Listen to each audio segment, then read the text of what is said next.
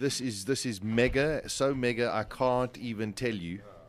They're going to take the seat. They've just been doing a sound check in our little green room, but this is rock. This is actually white. This is rock royalty in our studio here. And Daisy, we're going to take you a little bit back in time. It's Eric and Lucian from one of South Africa's greatest ever bands, èVoid. Wow. Live in the studio, guys. Can we have another PGA clap, please? This is... Where do we go from here? You know, it's all downhill after this. No, never. I got to be honest. I was contacted by a very good friend of mine who's involved with the Barnyard Theatres a couple of months ago, and then Kim got in touch with me and said, "Listen, èVoid are coming back to South Africa to tour. Would you be interested?" Or and I got like stage fright because I got a little bit shocked and said, "Yes, of course." And then I went, I don't know if I'll be able to talk to these guys. This is, I know you guys came back to South Africa, I think it was in 2000 or in the 90s. 87 was very brief. We left. Yeah, 87 you came? 92 I think it was again. And then 2002, so there was sort of sporadic, but nothing... Nothing big. Yeah, nothing big, absolutely. But we're going back 30 years, 31 years, where èVoid was... Besides the fact that your songs were so good, you were this performance band.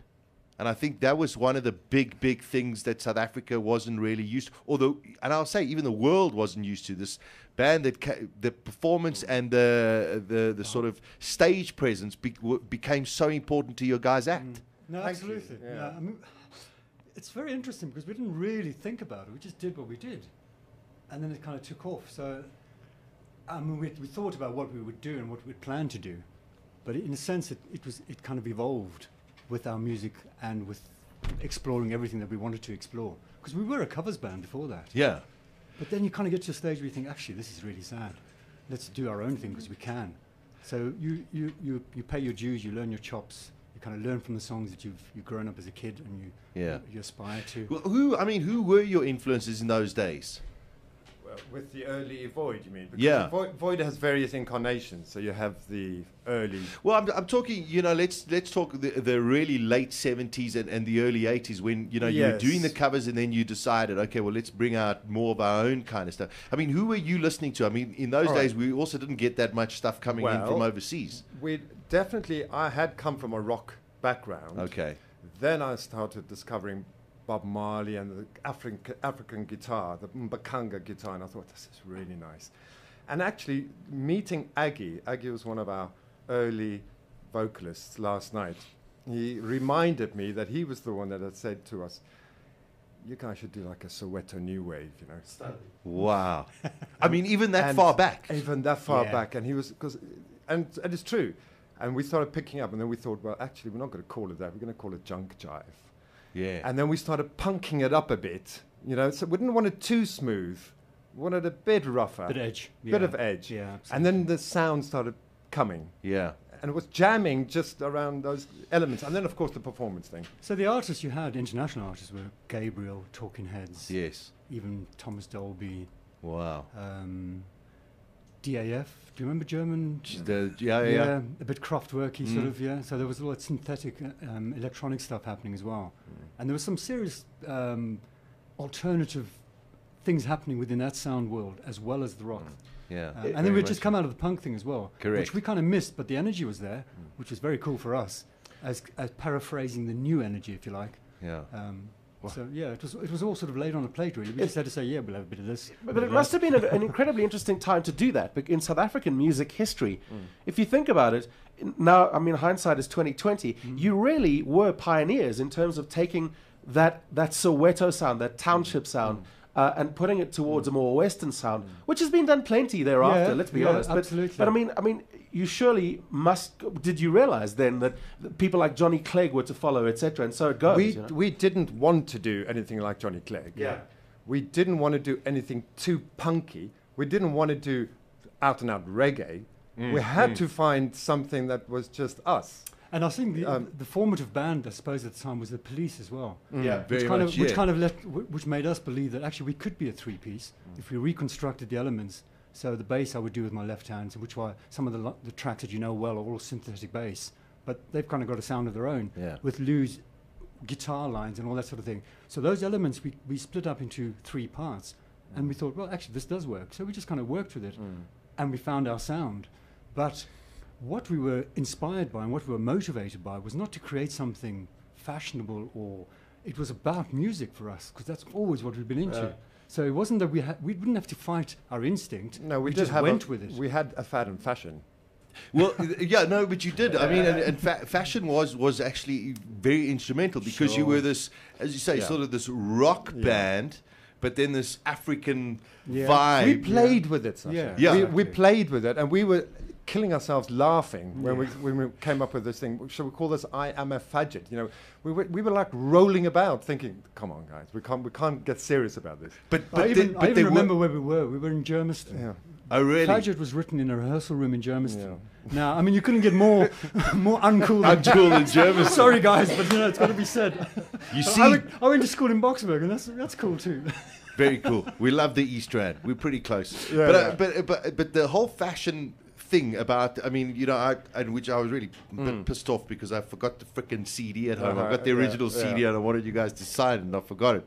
But I mean, I look at those pictures and I listened to the music and I went, man, this was, you know, just the change, how people sat there and perceived you guys. And there were in those days, I mean, we did have these serious critics and music writers and those kind of things. And they were like, well, I mean, you know, you're this white, you know, Boxburg band making this kind of fusion sound, and now you're dressing like African or whatever. Yeah. Who do you think you are? Yes, absolutely. It was quite bizarre. Yes, I remember my anthropology lecturer saying, well, wasn't it a cultural appropriation? Were you not just taking from other people's cultures without due respect? And I was going, isn't that what music and art does all the time? Do they have to? Yeah, do you know what I mean? Do they have to say, excuse me, I want to draw this picture, but I've taken a bit from this. Right. Just as long as it's done respectfully and without, you know. And you always acknowledge what the roots were. So that for us was, I mean, it was a given. This was African. This belonged. In fact, it was such a revelation for us. This sound, which is beautiful, is Southern African. Yeah, very much so. It's nowhere else in the world. How can we not explore it? It was obvious to us. That's why we were so annoyed when Paul Simon did it. We thought, whoa. shit, that's what we were trying to do. Exactly. Damn, we just didn't have all the American money behind it. One show on balls.co.za. Arrived in the UK in Weekdays, 12 p.m. to 1 p.m. And Simon released this album in '86. Yeah. And I said to Eric, I saw a little clip.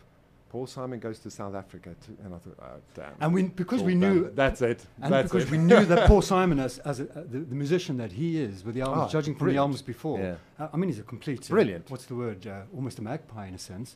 You know, he's very good at putting things together. And a dilettante, I suppose that's the correct word. So he really puts stuff together. And we knew that this would work. And, of course, Ladysmith Macmambazo and Ray Peary and Bakiti Kumalo, fantastic musicians. We always knew they were there. You know what I mean? Every South African, if you were black, knew that musicians in Africa were shit hot. And it was just going to take something to break through. And so was Paul Simon. That's cool. Yeah, you know, the damn some short guys little guy. Was it a bastard? Bastard short little guy. Was it? And in any way, I preferred Art Garfunkel in any case. Yeah. Was it a bit of a frustrating time being a musician in South Africa? I refer to the lack of really good producers and equipment. I refer to the apartheid regime that was just in your face all the time, the upheaval of the country, the fact that you battle to market your music, to be on an international stage was attached to a stigma. I mean, it must have been a difficult time to really give it a go. Well, there's loads of things you've said there. Exactly. So sorry, I'm just kind of trying to encapsulate it. I think we'll just leave for a cup of tea. We'll come back in a half an hour. No, you're absolutely right, and every one of those points are massive points. I'm just going to start with one of the points about the actual music, the quality of the music at the time, and we did fight in the studio. We'd had the live recordings. We knew what we wanted to sound like live. We got into a studio and the guy was saying, you can't do that in the studio. Richard Mitchell. Richard. Richard. You're a Richard. naughty We're guy. calling you back. You can't put up the top. You can't do that. And we went, but that's how we sound live. And all I want to do is reproduce what we do live. Yeah. Yes, we might be a bit young, but that's what I'm going on. Anyway, and he said, you guys are never going to make it. That's what an engineer actually says to me. I was like, Gee whiz. whoa, I'm going to have to just forget that and move on. Gee, that's Yeah. wild. No, it is, absolutely. but that was this kind of stuff. It was this, I would just call him Dick from now on. well, yeah. But then the whole cultural thing, the whole political thing was a whole different scenario. I mean, we always knew that we were going to leave. Yeah, I mean, I wanted to get into that. I mean, you guys sat there. You had this incredible record that was out there. You had these songs that were just blowing up all over the place, and you decided to go there and say, you know, we got to hit the rest of the world. I'm surprised that you never hooked up with Peter Gabriel. I don't know. Just don't know why. Just it's something I always sat and He you know, just I never said, came round to tea when, you know. The bastard. Yeah, exactly. I always just sat and said. I always just sat there and, you know, when Gabriel started the whole WOMAD thing, WOMAD, absolutely. I just sat and went, this is such a perfect fit for èVoid. But now there is a connection. Oh, okay. Do you know a South African called Rob Bozes, I don't. who used to manage AK? Now, Rob Bozes is publishing manager for Real World Music, Real World Okay. Records. All right. Yeah. Peter Which is Gabriel's Gabriel's. label, Yeah. absolutely. And Rob used to work for the military police in South Africa. And when we did a gig in Durban, Boogie's Palace, which was part of the tour that we did in 1984, Yeah. Wayne Harker, our drummer then, and this is a world exclusive, Yeah. Wayne Harker was our drummer who was on AWOL from military service. Rob was working for the military police and phoned my brother, who was our manager then, Carl, and said, listen, the guys are coming over to get Wayne. Get him out of the hotel. Oh my word. And and I went to WOMAD one year, and Rob came up to me and said, so we've kind of kept contact, but I never knew this story. And he sat He me was the down with guy. my family, and this is like, 10 years ago, whatever. Yeah. And he said, I must tell you this. I was the guy who rang Carl, your manager, and That's let them know What a that, story. that the police were on their way. Wow. And Wow. Wayne legged it. Wild, so, wild. So Rob Bose has got, and he said to me, that was my mission. I thought, cool. This is if I'm asked to do this job, then I'm going to make sure the guys who are going to be free to be able to make music. Can you Which is believe cool. it? That's bizarre. Bizarre. Did you ever think 30 years on, 25 years, whatever it might be, my math sucks, but the point is that on South African radio, you are still being played. It's unbelievable. Regularly, I might Unbelievable. add. Yeah. That is, And we get new audiences, younger the time. audiences All the coming. time. It's wonderful. You- to I the mean- gigs, we've had these younger audiences Yeah, coming, it's going, wonderful. saying, which is about 14, 15, they go, we've been listening to you for a long time. Really? But I mean, when they always say that one of the greatest forms of flattery is imitation. Yes. And von der Boom did the cover Yes. of Shadows. Brilliant. Yeah. Which I think they did great. a really, Great, really good yeah. job. Did they contact you beforehand, or they just go about it, and then when you guys sat there and heard it, it must be something to go, wow, that song's still so alive. it's an interesting. I would have liked to have been contacted. It would have been respectful. Okay. But Yeah. then but they didn't. Danny is... Cito and Richard, you're But being Da- called back to the headmaster's But Danny office. was But originally Danny part of is you. so part of it, and I grew up with Danny. Yes. It wasn't as if that was ever going to be an issue. And also, to be honest, if someone uses your song, just as long as they pay the publishing, it doesn't Of really course. matter. No, 100%. But like The Eric rights are says, there. it would have been nice just to Yeah. know Courtesy. how they were going to do the song. But it's amazing, and specifically that song, and I know you guys are hopefully going to play it for us just now. But that song has just had longevity. It's an evergreen. Incredible. It's one of those songs you can play any time, any year to any person, and they just sit there and listen to it and go, "Wow, what an amazing song!" I know it's It's just amazing. just I would such an never incredible song. That type of thing is a total unknown. You can't do. You can't contrive that. Absolutely. It just happens. That is magic. But I you mean, I know. must tell you, yesterday, there's a couple of things I want to tell you. One is a tweet that's just come in from Carol Jean Faree. Says, my first date with my hubby, èVoid concert 32 years ago. Wow. Isn't that amazing? I hope that wasn't bad news, Carol. No. In the long run. Still married. Cool, Still thank you. married. I hope it's all out in the light and not in the shadows. Yeah. Pardon the pun. But the amazing thing is, yesterday we were talking about, and we were waiting for confirmation that we were going to get you guys in, and I was you know, we were talking on air and saying, listen, we don't want to give it away because it's not confirmed, but let's take you back. And we played èVoid Shadows, and BK, TK over here sat and went, oh man, I know that song. And I said, yeah, but you know the Wonderboom version. I said, this song is 32 years old. That's the amazing thing. Yeah. That's just so stunning. That's amazing. Wow. So now you're back. Yes. You're here, you're doing the barnyards. Yes. You've done a couple We so have, far, and yeah. apparently they have been extraordinary. They've been great. The crowds, Unbelievable. But it must be also amazing to see you got youngsters there as well as people who remember you from the 1980s. They bring in their lighties, you know. Yeah. It's brilliant. The next generation going, okay, this is quite cool. How It's did lovely. it come about? Sorry, carry on there. Sasha, it means a lot that for us to come back Yes. 30 years, get on that stage, and for people to be taken back to where they were 30 years. That's music, isn't it? man. Yeah. I know, it is just Yeah. wow, you know. Anyway, sorry. Yeah, and how did it come about? I mean, how did you know, somebody just sit there and say, hey, it's like 30 years, we haven't had èVoid. Let's get it back. No, it's been a slow thing, actually. I mean, certainly Danny's been instrumental Oh, to that. fantastic, 'Cause okay. Danny's been trying to get us for a long time. Yeah. Yes. And various promoters. And sometimes people talk about this, but they never really put the money or the plan together. So you Correct. think, yeah, that's a wish. It needs a lot of time and thought to put it together. And also with our personal lives, you know, life happens, as John Lennon says, you know, and then what is this quote? Life happens while you're busy making other plans. Yeah. Quite. So kids come along, you know, so families, and once you have kids, whole chunks of Chaos. life go. Don't we know? Don't we know? Don't we know?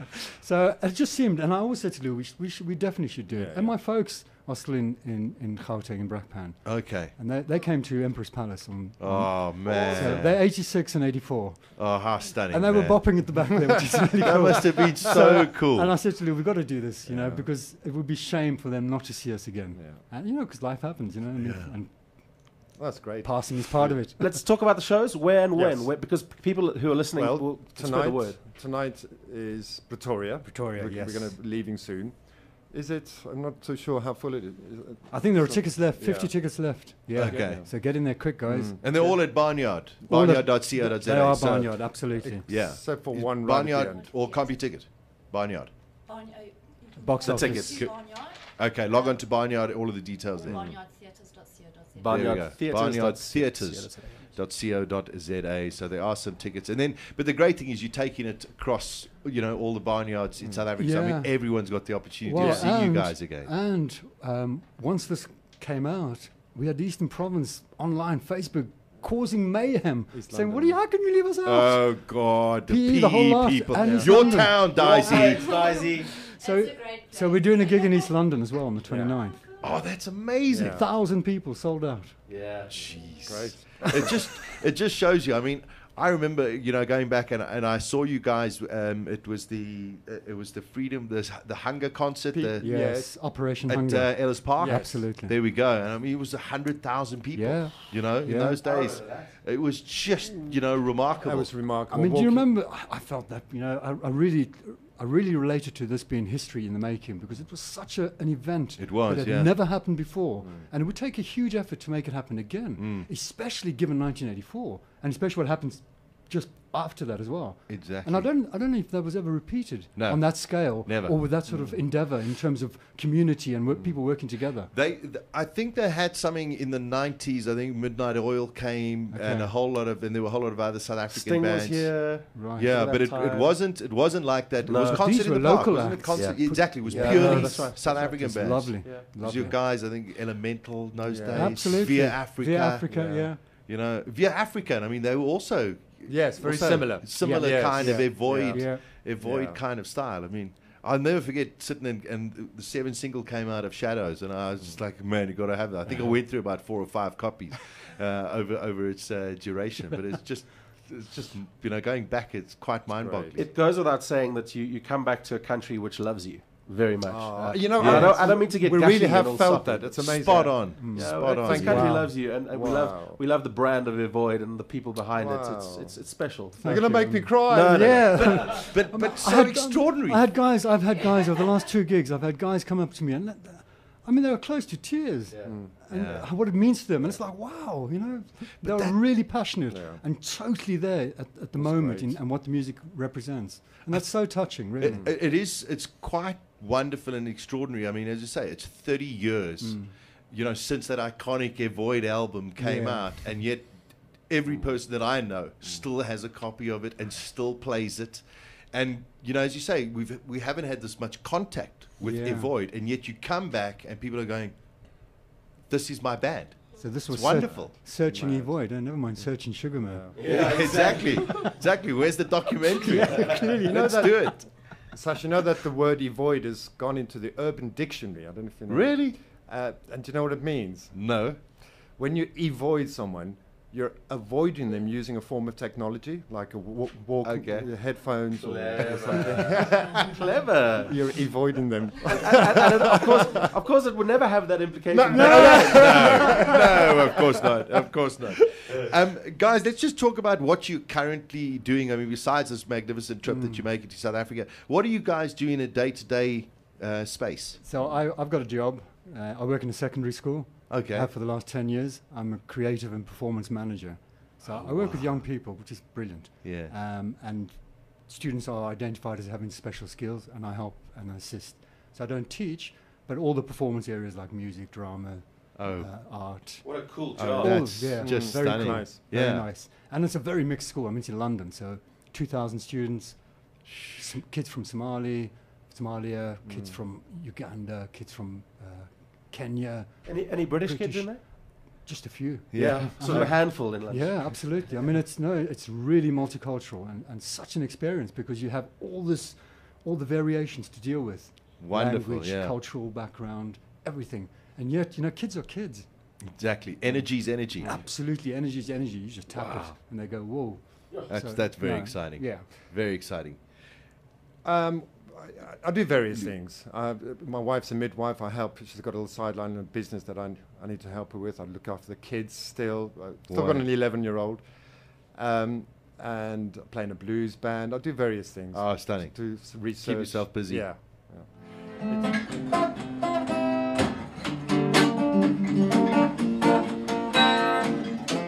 What a privilege to have you guys. Thank you so much. And, thanks for bringing so much love to the South African people again. Oh, it's just really Thanks special. for the return of the love. Magic. èVoid will be playing in our green room in a short while, but let's take you back with Taxi Man. The 1FF1 show on balls.co.za. Weekdays 12 p.m. to 1 p.m.